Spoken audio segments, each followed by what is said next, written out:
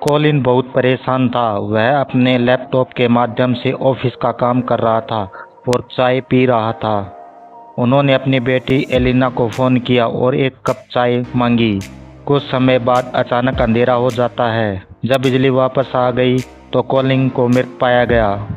हत्या की जांच करने के लिए जासूस मेहुल को अपराध स्थल पर बुलाया गया। कॉलिन की 3 बेटियां टीना, एलिना और एलाना थी। उनके सभी नाम ना के साथ समाप्त होते हैं। कॉलिन ने अपने हत्यारे का सुराग छोड़ दिया था। उनकी एक बेटियों ने उसकी हत्या कर दी। क्या आप अनुमान लगा सकते हैं कि कॉलिन की हत्या किसने की? लॉजिक आर्मी, ठंडे दिमाग से सोचें। टीना, एलिना या अन्ना? कमेंट में ज़रूर बताएं।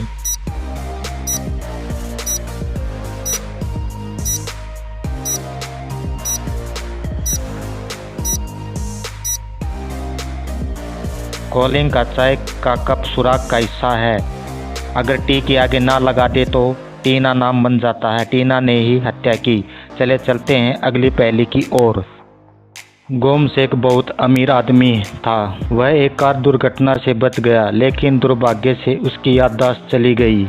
जब वह दुर्घटना से उठा तो 2 लड़कियों ने उसकी बेटी होने का दावा किया, लेकिन गेम्स की केवल एक बेटी है। क्या आप पहचान सकते हैं कि असली बेटी कौन है? ठंडे दिमाग से सोचें लॉजिक आर्मी।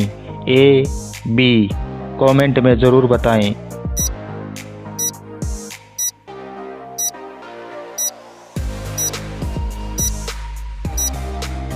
दीवार पर गेम्स और उनकी बेटी की एक तस्वीर है। लड़की की बाईं ओर एक काला तिल है और गर्ल बी पर भी वही काला तिल है। वह असली बेटी है। चले चलते हैं अगली पहेली की ओर। एक गार्ड ने स्कूल के प्रिंसिपल का शव पाया और तुरंत जासूस मेहुल को बुलाया। मेहुल ने 3 संदिग्धों से पूछताछ की। नौकरानी, सर मैं पुस्तकालय में काम कर रही थी। आप इसे लाइब्रेरी कैमरे में देख सकते हैं। टीचर 1, सर मैं स्टाफ रूम की जांच कर रही थी। टीचर 2, सर मेरा चश्मा टूट गया था। मैं नए चश्मा प्राप्त करने के लिए बाजार गई थी। यह रहा उसका बिल। अपराध स्थल और संदिग्धों के बयानों का विश्लेषण कर सकते हैं। क्या आप हत्यारे का अनुमान लगा सकते हैं? लॉजिक आर्मी, ठंडे दिमाग से सोचें और बताएं कि हत्यारा कौन है। नौकरानी, टीचर 1, टीचर 2? कमेंट में ज़रूर बताएं।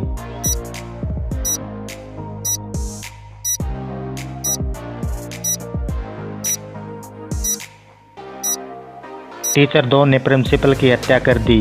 वह बाजार में नया चश्मा इसलिए लेने गई क्योंकि प्रिंसिपल के ऑफिस में उसका चश्मा टूट गया था। वही हत्यारन है। चले चलते हैं अगली पहेली की ओर। हेलो दोस्तों, राम राम। माइक और स्टीव पड़ोसी थे। आज माइक बाइक से ऑफिस गया और कार को घर पर छोड़ दिया। जब वह वापस आया तो उसे कार पर बड़ी खरोंच मिली। उन्होंने अपनी पत्नी और 2 बच्चों को फ़ोन किया और उनसे खरोंच के बारे में पूछा। पत्नी, मैं सुबह सुपरमार्केट गई और फिर खरीदारी करने लगी और मैं फिर वापस घर आ गई। मुझे खरोंच के बारे में कुछ नहीं पता। बेटी, मैं पूरे दिन पढ़ रही थी। मैं बाहर ज़रूर गई थी पर खरोंच नहीं देखी।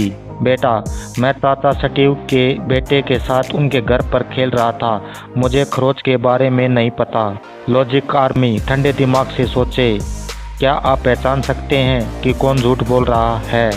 बेटा, पत्नी या बेटी? ठंडे दिमाग से सोचे और हमें बताएं।